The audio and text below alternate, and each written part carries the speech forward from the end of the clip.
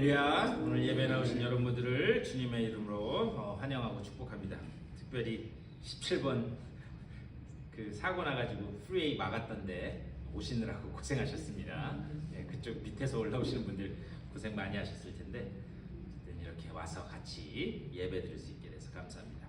우리 시간 기쁘게 찬양하면서 예배 자리로 나가겠습니다. 영광의 주님 찬양하세. 힘있게 찬송하면서 예배 자리로 나가겠습니다. 영광의 주님 찬양하세. 영광의 주님 찬양하세. 모든 영광 능력 찬송 예수님께. 영광의 주님 찬양하세. 주의 백성 모두 함께 다시 한번 찬양하겠습니다. 영광의 주님, 영광의 주님 찬양하세. 모든 영광 능력 찬송 예수님께. 영광의 주님 찬양하세. 주의 백성 모두 함께 찬양하세. 그 손을 높이 들고 그 손을 높이 들고 주는 찬양. 존귀와 영광 모든 주 예수님께. 영광의 주님 찬양하세. 지으시고 부활하신 만왕의 왕. 영광의 주님, 영광의 주님 찬양하세. 모든 영광 능력 찬송 예수님께. 영광의 주님 찬양하세. 영광의 주님 찬양하세. 주의 백성 모두 함께 찬양하세. 두 손을 높이 들고 주는 찬양. 존귀와 영광 모든 주 예수님께. 영광의 주님 찬양하세. 지으시고 부활하신 만왕. 두 손을 높이 들고 두 손을 높이 들고 주는 찬양. 존귀와 영광 모든 주 예수님께. 영광의 주님 찬양하세. 지으시고 부활하신 만왕. 지으시고 부활하신. 지으시고 부활하신 만왕. 한 번 더 하겠습니다. 지으시고 부활하신. 지으시고 부활하신 만왕의 왕. 아멘. 우리의 죄를 대속하여 부활하신 그 주님 앞에 우리 경배와 찬양 올려드립니다. 우리 예배를 받아주시옵소서. 고백하며 찬송하겠습니다. 완전하신 나의 주, 완전하신 나의 주, 의의 길로 날 인도소서. 행하신 모든 일 주님의 영광 하영대한 일. 다시 한번 찬양했습니다. 완전하신 나의 주,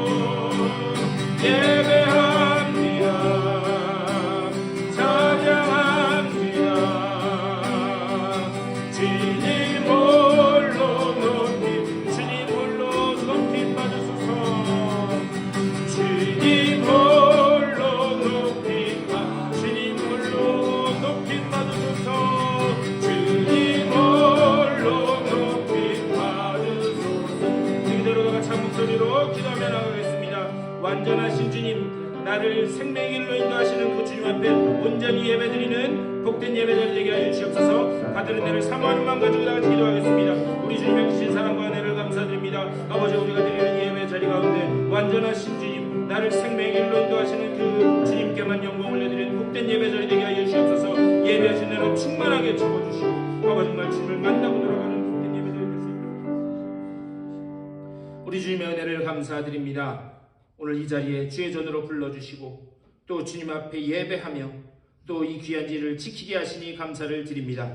우리를 예배자로 부르셨을 때에 우리를 위하여 예비하신 은혜 있는 줄 믿사오니 그 은혜 온전히 받고 돌아가는 복된 예배자리 될 수 있도록 인도하여 주시옵소서. 완전하신 주님, 나를 생명의 길로 인도하시는 그 주님께만 영광 올려드리는 복된 예배자리 될 수 있도록 인도하여 주시옵소서. 성령으로 임재하시사 우리가 드리는 예배를 받아 주시옵소서. 감사하고 우리 주 예수 그리스도의 이름으로 간절히 기도드리옵나이다. 아멘. 우리 다 같이 일어나셔서 찬송 21장 찬송하시겠습니다.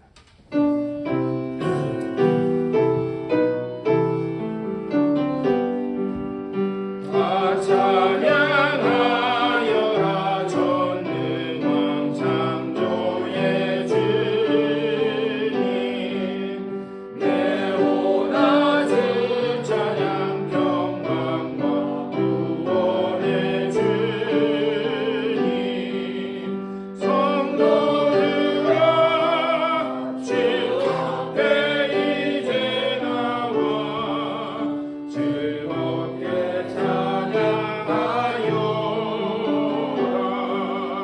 다 찬양하여라 놀라운 만유의 주께, 포근한 날개 민들 품어주시는 주님, 성도들아 주님의 뜻 안에서 내 소원 다 이루리라. 다 찬양하여라 정맘과 마음을 바쳐. 이 세상 만물이 주 앞에 다 나와 찬양. 성도들아 기쁘게 소리 높여 영원히 찬양하여라.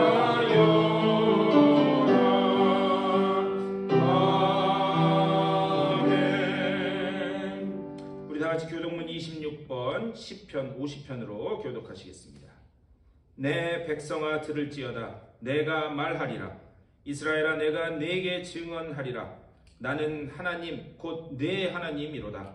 나를 네 죄물 때문에 너를 책망하지는 아니하리니 네 번뇌가 항상 내 앞에 있으리로다. 내가 내 집에서 수소나 내 우리에서 숫 염소를 가져가지 아니하리니 이는 하나님의 신수들과 곧 산에 갇힌 다 너의 것이며 산의 모든 새들도 내가 아는 것이며 들의 짐승도 내 것이미로다. 내가 가령 주제도 네게 이르지 아니할 것은 세계와 거기에 충만한 것이 내 것입니다. 내가 수소의 고기를 먹으며 염소의 피를 마시겠느냐. 감사와 하나님께 제사를 드리며 지적하신 이에게 내 소원을 감하며 다 같이 환난 날에 나를 부르라. 내가 너를 건지리니 네가 나를 영화롭게 하리로다. 아멘. 우리 사도신경으로 우리의 신앙을 고백하겠습니다. 전능하사 천지를 만드신 하나님 아버지를 내가 믿사오며 그 외아들 우리 주 예수 그리스도를 믿사오니 이는 성령으로 잉태하사 동정녀 마리아에게 낳으시고 본디오 빌라도에게 고난을 받으사 십자가에 못 박혀 죽으시고 장사한 지 사흘 만에 죽은 자 가운데서 다시 살아나시며 하늘에 오르사 전능하신 하나님 우편에 앉아 계시다가 저리로서 산 자와 죽은 자를 심판하러 오시리라.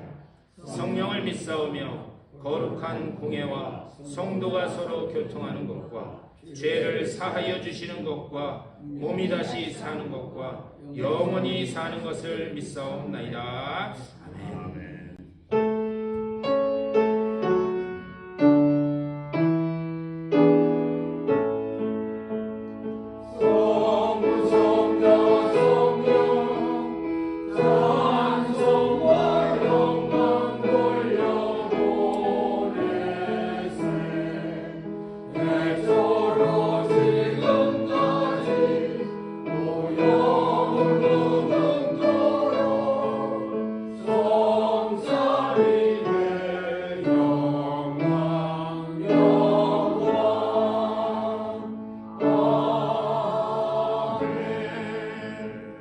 자리에 앉아주시고 최철정 권사님 우리를 대표해서 기도해 주시겠습니다.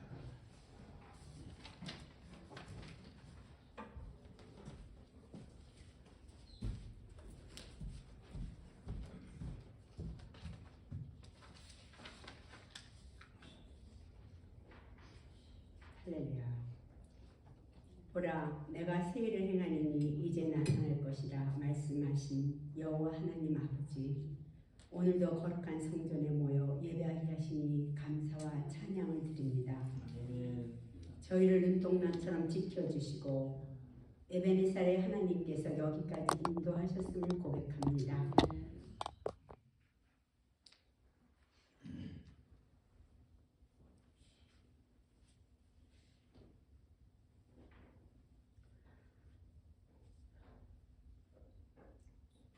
그러나 여전히 옛사람의 습관을 버리지 못한 채 이 자리에 섰습니다.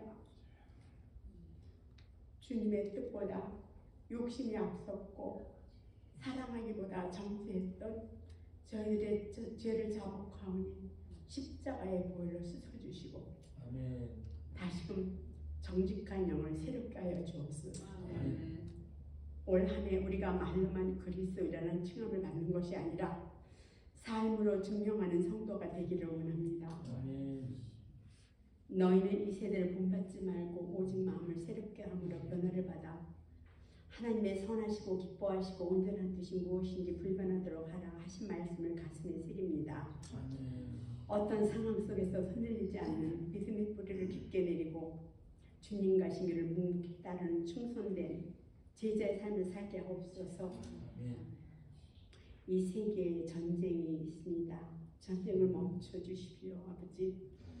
위정자들에게 하나님을 두려워하는 마음과 솔로몬과 같은 지혜를 주셔서 갈등과 분열의 전투를 멈추고 화합과 평화의 길로 나아가게 하옵소서.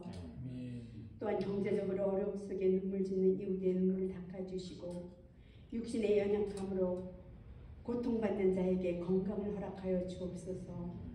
어려움 때문에 신앙적으로 넘어지는 성도가 없게 하시고 참 평안을 내려 주옵소서. 주님의 빛값으로 세우신 우리 교회가 이 어두운 시대의 구원의 방주인 진리의 등불이 되기를 원합니다. 우리 교회가 사랑으로 뜨겁게 소통하며 상처 입은 영혼들이 찾아와 힘을 얻는 안식처가 되게 하옵소서.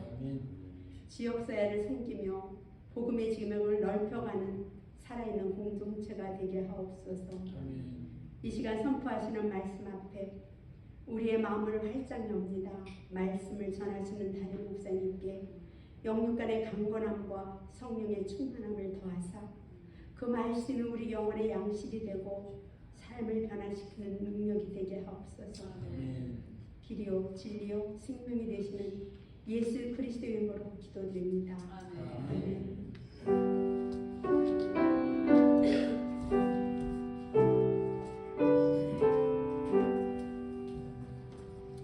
우리 다 같이 찬송 한 장 더 하시겠습니다. 486장 찬송하겠습니다.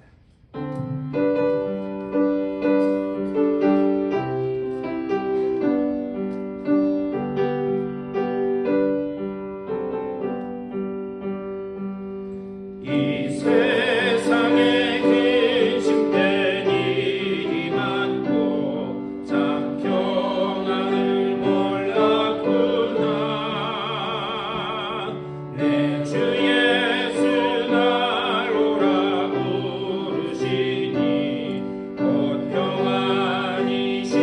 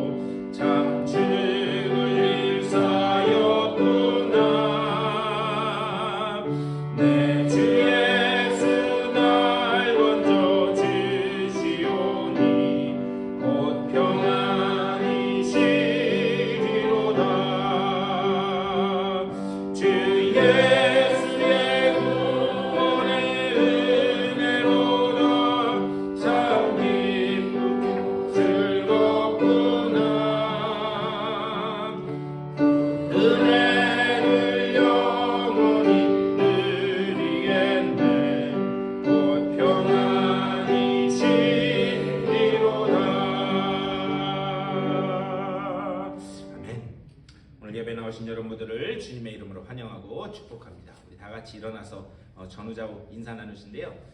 저희 부모님 가세요 이번 주에. 그러니까 특별히 인사 좀 해주세요. 예, 우리 다 같이 일어나서 인사 나누겠습니다. 잘 오셨습니다.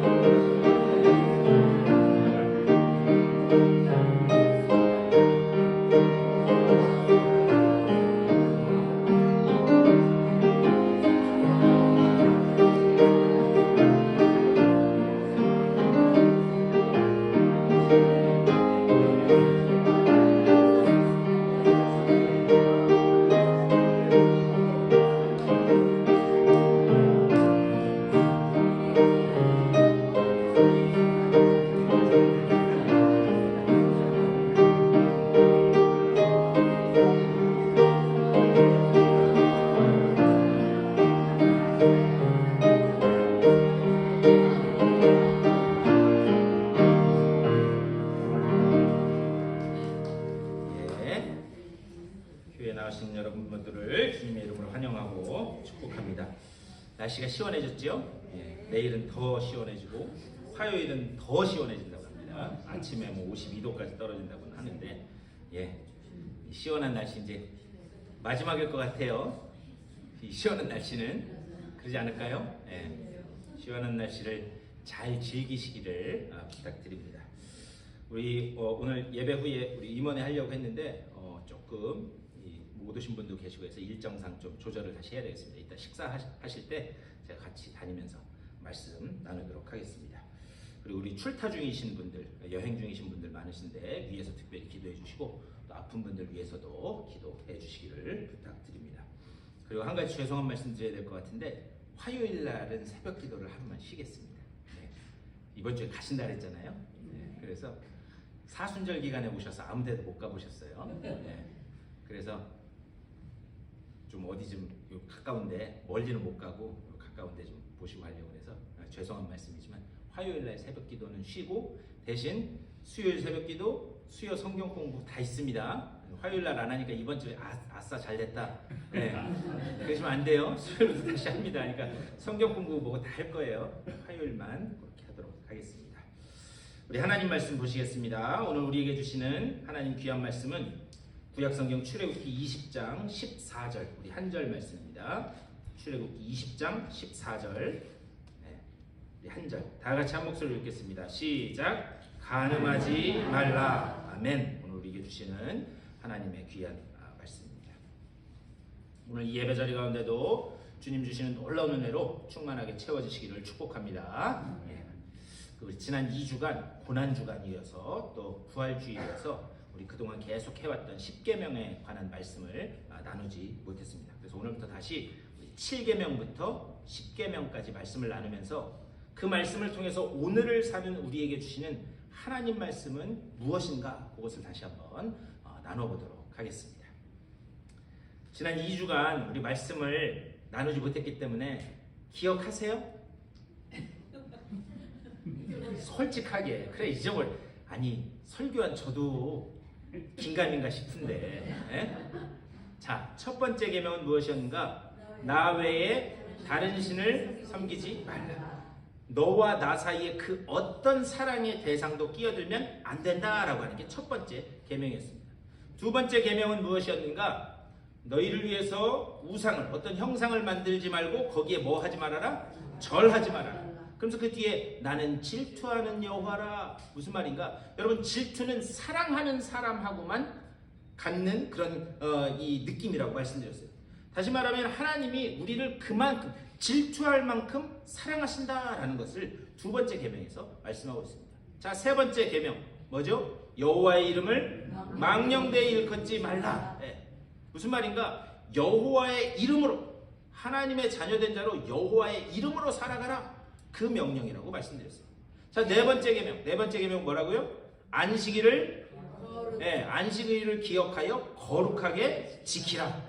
거기에는 두 가지 중요한 개념이 담겨 있다 말씀드렸어요. 첫 번째는 뭐냐? 이 세상 만물이 누구로부터 왔는가, 그것을 기억하라는 거예요. 이 세상 만물이 누구로부터 왔고 누가 주인이시고 누가 친히 이끌어 가시는가, 그것을 안식일을 통해서 계속해서 리마인드하라, 계속해서 기억하라. 두 번째로는 뭘 말씀하고 있는가? 모든 것이 그 다 주인이신데 그분이 우리를 어떻게 구원하셨는지 그것을 기억하라라는 차원에서 안식일 계명을 말씀하셨어요. 그러면서 안식일에 다시 오실 그 그리스도를 소망하고 기다려라, 기대해라, 그 차원에서 안식일을 기억하여 거룩하게 지키라. 자, 다섯 번째 계명이 뭐예요? 내 부모를 공경하라. 자, 인간 사이에 지켜야 될 첫 번째 계명으로 부모 공경을 말씀했다, 이렇게 말씀드렸어요. 이것을 명령하신 이유는 뭐냐? 우리가 부모를 공경함으로 인해서 그 속에서 놀라운 하나님의 구원의 그림을 볼 수 있기 때문에 부모를 공경하라, 그것을 말씀하셨어요. 자, 지난주에 나눴던 여섯 번째 계명은 뭐냐? 살인하지 말라. 이 계명은 물론 물리적으로 사람을 죽이지 말아라, 그런 의미도 담겨 있겠지만 그 1차적인 초점은, 가장 그 핵심적인 개념은 뭐냐? 우리는요, 예수님의 그 말씀을 이렇게 보면, 마태복음 7장에 하신 말씀을 따라서 보면, 너희가 이미 말로, 그리고 또한 너희가 무관심으로, 또 사람을 차별함으로 얼마든지 사람을 죽일 수 있다. 예수님은 그 범위까지 넓혀가셨다. 그러니까 우리가 우리의 행동 하나하나를 생각하면서 살인하는 그런 말과 행동은 없는가? 여러분, 그렇다면 우리 가운데 이 계명에서, 이 범주에서 벗어날 인간은 하나도 없다라는 것을 우리는 기억해야 돼요. 제가 10계명을 시작하면서부터 계속해서 말씀드렸습니다. 10계명은 이렇게 해라, 이렇게 지켜야 구원받는다, 그런 명령이 아니다라고 말씀드렸어요. 하나님이 우리를 얼마나 사랑하시는가, 그것에 대한 하나님의 자기 선언이다라고 그렇게 말씀드렸습니다.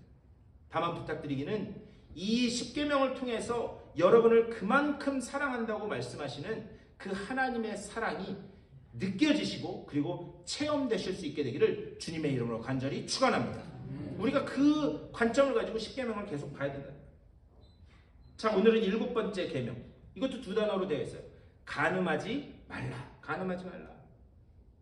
이게 주일에 나누기에는 사투리로 좀 거시기한 주제가 아닌가 싶어요. 간음하지 말라. 그럼에도 우리가 이 계명에서 피해갈 수 없는 그런 인생은 단 한 사람도 없습니다. 그래서 한 주일 동안 말씀을 준비하면서 간음만 생각했더니 조금 좀 그래요. 과연 이 간음하지 말라라고 하는 이 말씀을 통해서 우리에게 주시는 하나님의 그 말씀은 어디에 있는가? 제가 이 말씀을 준비하면서 이렇게 우연히 보다 보니까, 여러분 프랑스의 루브르 박물관이라는 데 가보셨어요? 그럼 그런데 갈 시간이 어디 있어요? 나가면 전도해야지, 앉으면 기도해야지. 자, 프랑스에 가면 제일 유명한 루브르 박물관이라는 데가 있어요. 그런데 거기에서 제일 유명한 그림이 뭔지 아세요? 한 번은 들어보셨을 거예요. 모나리자. 직접은 못 봤어도 그림으로 TV를 통해서라도 보셨을 거 아니에요? 그런데 1911년도에 모나리자가 도둑 맞은 적이 딱 한 번 있습니다. 역사상 딱 한 번이에요. 그런데 어떤 이탈리아 사람이, 이 모나리자를 그린 사람이 다빈치라고 하는 이탈리아 사람인데, 그 사람이, 이탈리아 사람이 그린 그림을 프랑스에 놓으니까 야, 이거 안 된다. 그래가지고 이탈리아 사람이 그 그림을 훔쳐갖고 와요. 그런데 참 아이러니하게도 그림이 없어졌으니까 벽에 아무것도 없이 그냥 그림이 걸려져 있던 그 벽만 덩그러니 이렇게 빈 채로 남아 있었습니다.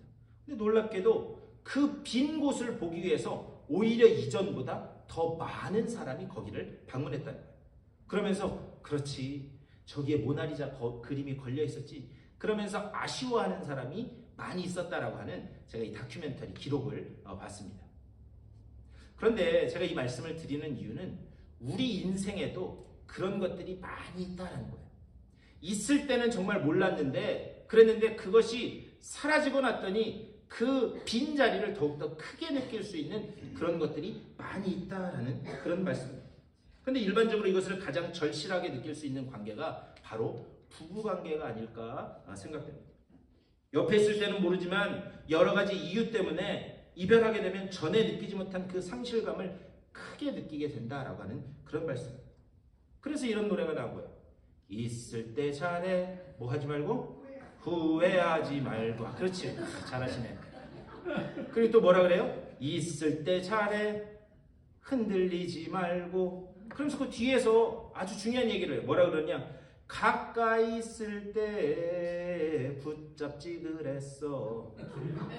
그러면서 그 뒤에 뭐라 그러느냐? 있을 때 잘해 그러니까 잘해. 있을 때 잘하시기를 바랍니다.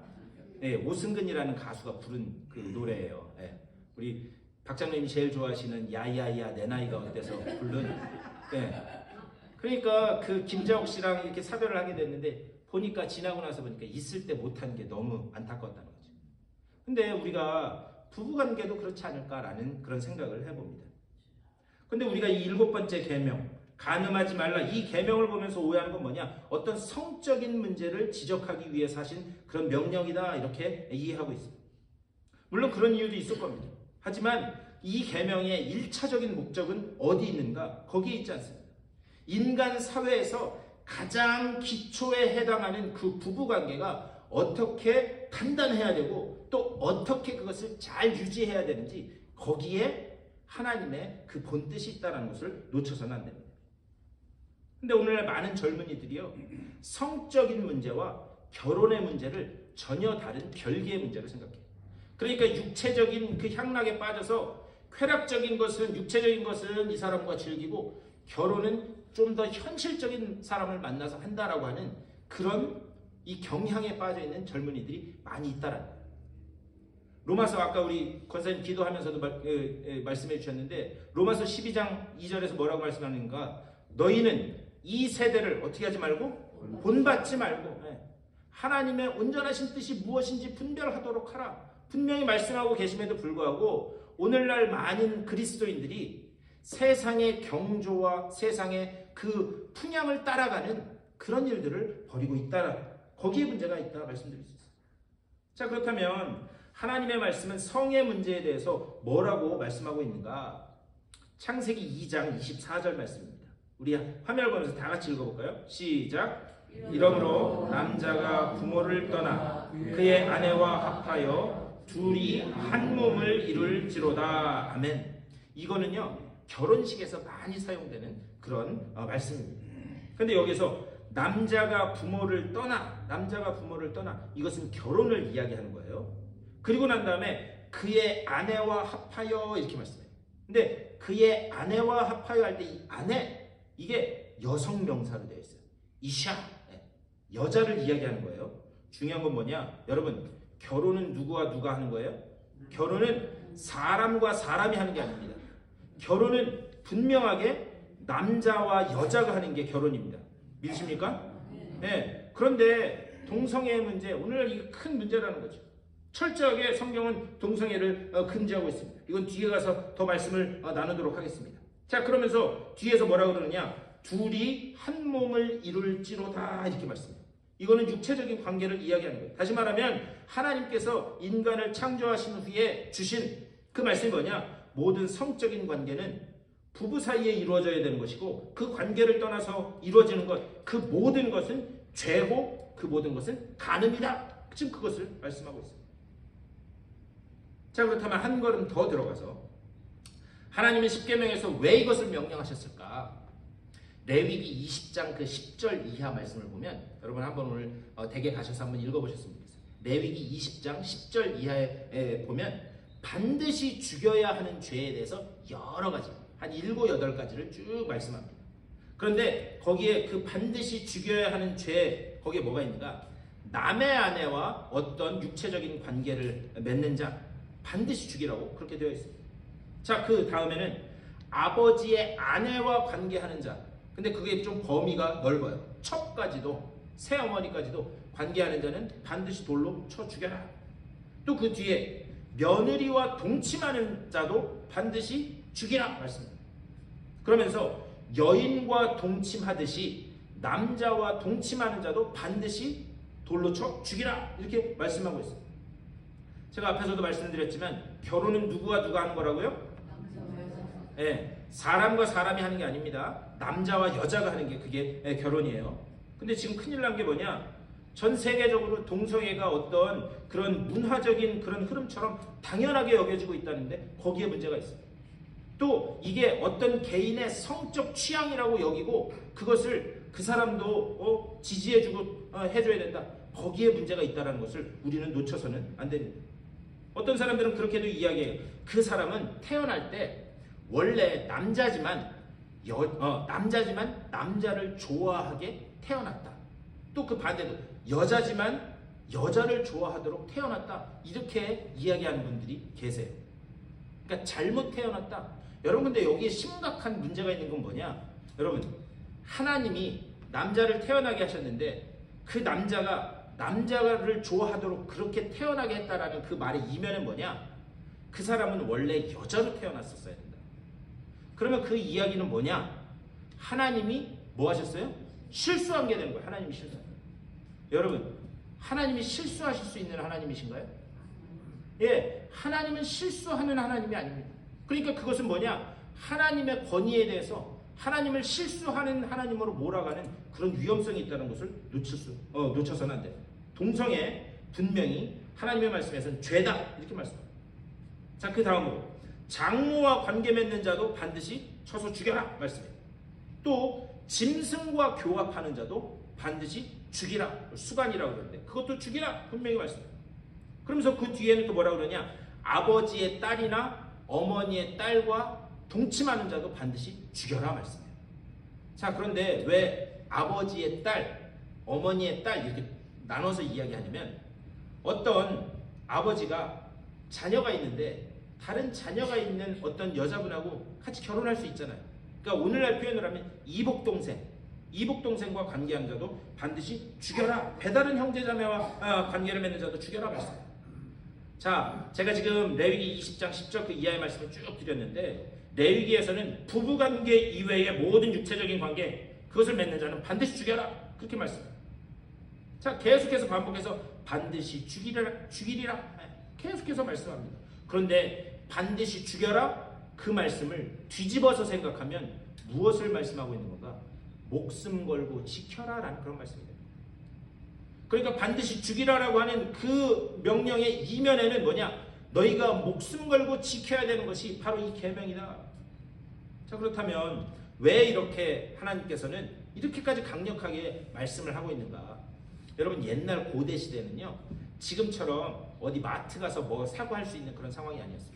모든 것을 다 집안에서 자급자족해야 되는 그런 시대였어요. 그러다 보니까 3대 아니면 4대가 한 집에 모여서 살 수밖에 없는 그런 구조였어요.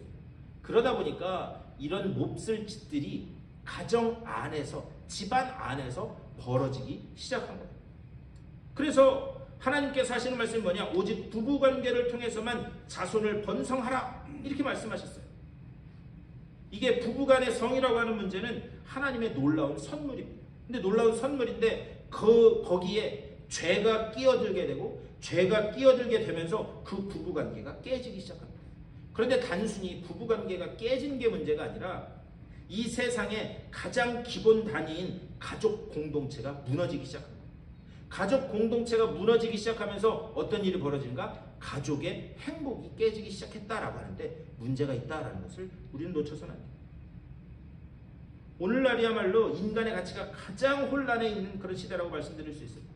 그래서 특별히 제가 이제 젊은 청년들 사역을 예전에 아틀란타에 있을 때 했었는데 이것에 대한 주제에 대해서도 한번 말씀을 나눈 적이 있어요. 근데 말씀을 나누는데 직접적으로 이야기는 하지 않지만 그 성경 공부에 참석해서 이렇게 보는 그 청년들의 얼굴을 이렇게 보니까 아, 참 고리타분하다. 그런 표정으로 바라보는 것 같아요. 고리타분하다. 이거 너무 구식 아니냐? 하지만 중요한 것은 무엇인가? 아무리 이런 혼란의 시대일지라도 가치가 무너져 있을지라도 하나님의 말씀이 진리고 영원한 줄 믿습니다. 그리고 그것을 지켜내야 될 그 책임을 우리 교회에게 주신 줄 믿습니다. 그러니까 우리 교회는 이 마지막 가치가 혼란해진 이 시대의 마지막 보루이어야 된다, 그렇게 말씀드릴 수 있습니다. 자, 그렇다면 이제 이렇게 부부간의 순결을 목숨까지 걸면서 지키라 명령하시는 이유가 있어요. 왜 그런가? 그 속에 하나님의 놀라운 구속의 그림이 담겨있기 때문입니다. 여러분, 마태복음 1장 18절 말씀 우리 다 같이 한번 읽겠습니다. 시작. 예수 그리스도의 나심은 이러하니라. 그의 어머니 마리아가 요셉과 약혼하고 동거하기 전에 성령으로 잉태된 것이 나타났더니. 아멘. 자, 이 말씀을 이해하려면 이 유대인의 결혼 풍습을 이해해야 돼요. 유대인은 결혼식을 2번 합니다. 2번. 근데 첫 번째 언제 하는가? 신랑이 그 신랑 아버지와 함께 신부의 집으로 와요. 신부의 집으로 와서 거기서 결혼식을 합니다. 근데 이 성경에는 약혼했다, 옛날 성경에는 정혼했다 이렇게 되어 있어요. 근데 우리가 생각하는 그 약혼의 개념하고는 약간 다릅니다. 이렇게 신랑 그 집에서 신부 집에 와서 결혼을 하면 법적으로 진짜 부부가 되는 거예요. 법적으로. 근데 법적으로 부부가 되기는 하지만 어떤 육체적인 관계는 맺지 못합니다. 그리고 결혼식을 마친 후에 그 신랑과 아버지는 다시 자기의 집으로 돌아가요. 신부는 그 처갓집에 남겨놓고. 그래서 다시 돌아가서 무엇을 하는가? 1년 동안 아버지의 명령에 따라서 신부와 살 집을 짓기 시작합니다. 근데 그게 대략 1년 정도 걸려요. 그리고 그 집을 지었을 때, 야, 이제 집 다 됐다, 가서 며느리 데려오자. 그것은 오직 누구의 권한인가? 그것은 아버지의 권한이에요. 아버지의 권한. 그래서 예수님께서 그 말씀하시잖아요. 언제 세상이 이렇게 끝나고 종말일 때 어떤 일이 일어나겠습니까? 이런 거를 제자들이 물을 때 주님께서 뭐라고 말씀하세요? 그 때와 기와는 누구에게 속한 게 아니라고요? 나에게 속한 것이 아니다 말씀하세요. 이게 예수님이 모른다 그게 아니라 그건 내 권한이 아니다. 그건 누구의 권한이다? 아버지의 권한이다. 그것을 말씀하는 거예요. 자, 그래서 다 이제 이렇게 준비가 되도록 집을 짓고 있는 동안 신부는 그럼 뭘 하느냐? 처갓집에서 이 신부의 집에서 이 신부 수업을 하는 거예요. 아, 우리 남편이 저기 어디 전라도 사람이라 그랬지? 그러면 젓갈 좋아하겠네? 유대 사회에서 젓갈 먹었다고 또 오해하죠. 그냥 비유로 하자면 그렇게 얘기하는 거예요. 네. 그래서 그 음식을 막 준비합니다. 뭘 좋아했지? 그거 하고. 그리고 옛날에 받았던 편지도 다 싹 다 정리하고. 그 사람한테 받았던 이메일도 싹 다 정리하고. 옛날에 그놈이랑 찍었던 사진도 다 없애버리고. 네. 그렇게 1년 동안 준비를 싹 해요. 준비를 하고 난 다음에 어떻게 하는가? 그 신랑이 아내를 데리고 이제 이 신랑 집으로, 살 집으로 갑니다. 그럼 거기에서 또 일주일 동안 결혼식, 2번째 결혼식이 열려요. 그러면서 이제 정식으로 육체의 관계를 맺는 그런 부부의 관계를 갖게 됩니다. 자, 그런데 지금 이런 약혼 기간이에요. 어떤 육체적인 관계를 맺을 수 없는 그런 기간입니다. 그런데 아내인 정혼자인 마리아의 배가 불러오는 거예요. 이때 요셉이 어떻게 반응하는가? 마태복음 1장 19절 말씀입니다. 이것도 다 같이 읽겠습니다. 시작. 그의 남편 요셉은 의로운 사람이라 그를 드러내지 아니하고 가만히 끊고자 하여. 아멘. 여기서 그는 의로운 사람이라, 여기서 의롭다라는 말은 우리가 생각하는 정의로운 사람을 이야기하는 게 아니에요. 우리가 생각하는 그 요셉이 정의로운 사람이었다면 그는 신명기 율법을 따라서 아내를 대중 앞에 끌어내서 그를 돌로 쳐서 죽이는 게 그게 당시에 정의로운 사람이었어요. 여기서 말하는 의롭다라고 하는 말은 그것을 훨씬 뛰어넘는 그런 의로움을 말하는 거예요. 뭐냐? 요셉에게 자비의 마음이 있었다는 거예요. 그는 자비로운 사람이라 드러내지 아니하고 가만히 끊고자 했다라는 거예요. 우리 이 정원자에게 뭔가 안 좋은 일이 생겼나 보다. 이게 드러내지 말고 조용히 그냥 그 관계를 끊어야 되겠다. 그런 사람이었다는 거예요. 이때 주의 사자가 그의 꿈에, 요셉의 꿈에 나타납니다. 우리 1장 20절도 다 같이 읽겠습니다. 시작. 이 일을 생각할 때에 주의 사자가 현몽하여 이르되 요셉의 다윗의 자손 요셉아, 내 아내 마리아 데려오기를 무서워하지 말라. 그에게 잉태된 자는 성령으로 된 것이라. 아멘. 자, 여러분 이거 잘 보세요. 여기서 주의 사자가 요셉을 뭐라고 부르는지를 한번 보십시오. 그를 뭐라고 부르는가? 다윗의 자손 다윗의 자손 요셉아, 이렇게 부르세요. 다윗의 자손 요셉아. 무슨 말인가? 지금 내 아내의 그 뱃속에 있는 성령으로 잉태된 아기는 다윗의 언약을 따라서 오게 될, 다윗의 언약을 따라서 온 인류를 구원할 그 메시아가 지금 너의 약혼자인 그 마리아의 뱃속에 있다. 자, 이 이야기의 놀라운 비밀은 어디 있는가? 그 아내의 순결을 통해서 참 하나님이신 메시아 예수 그리스도가 이 땅에 오셨다라는 것. 그리고 그분은 이 땅에 오셔서 우리의 구속을 완성하시고 우리의 신랑이 되어주신 줄 믿습니다. 이 놀라운 사건을 통해서 우리가 그것을 볼 수 있고, 자, 그렇다면 우리는 이제 그리스도의 흰옷 입은 거룩한 신부가 되었다. 그러면 부부 사이에 가장 중요한 가치는 무엇인가? 정절을 지키는 거예요. 정절을 지키는 거예요. 바로 이러한 구속의 메시지가 부부라고 하는 그 관계 속에 녹아져 있기 때문에 간음하지 말라. 이 계명은 뭐냐? 이 땅의 가정을 보호하는 동시에 그 순결한 가정을 통해서 오실 메시아 예수 그리스도의 그 구속을 보여주는 명령인 줄 믿습니다. 그래서 이 계명을 어기는 자는 다 죽여라.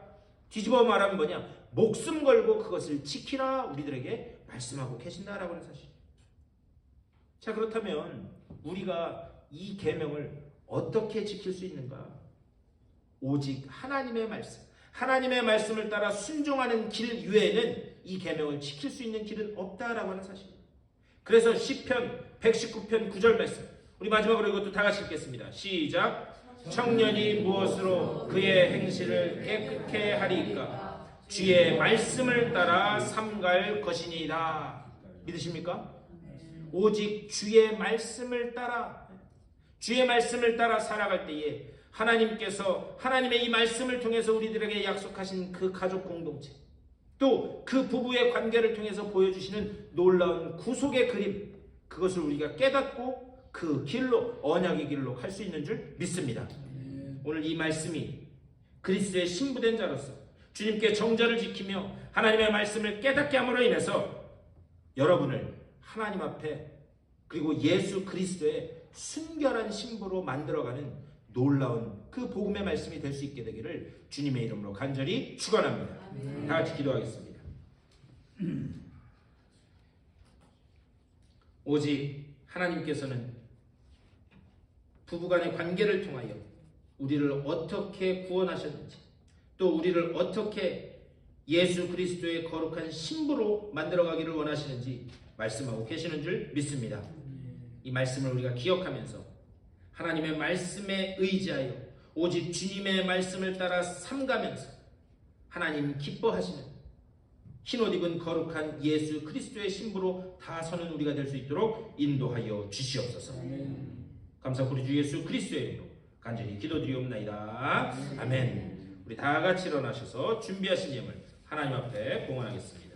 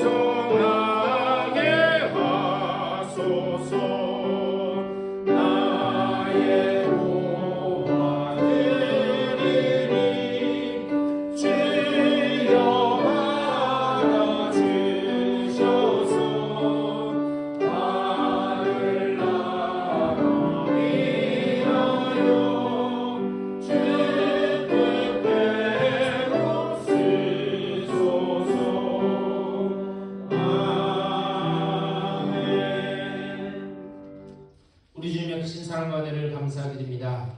우리가 무엇이기에 십자가 위에서 온갖 모멸과 고난 당하시고 그 목숨을 우리에게 내어주셨는지 그 은혜를 생각할 때 주님 앞에 감사와 영광을 올려드릴 수밖에 없음을 고백합니다.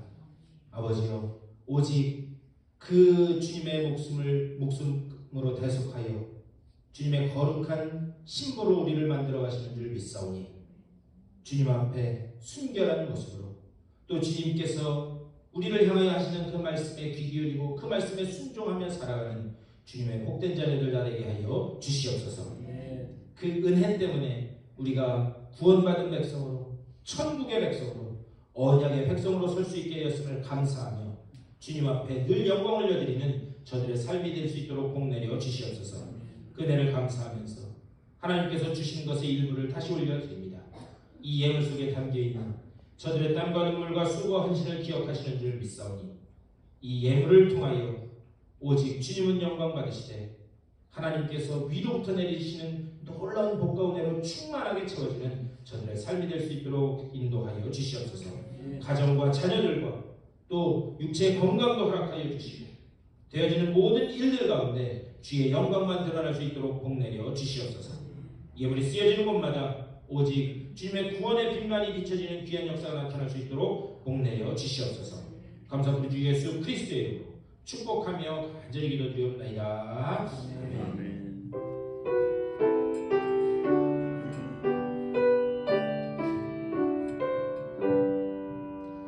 우리 일어서신 채로 찬송가 546장 힘있게 찬송하시고 축도로 예배 마치겠습니다.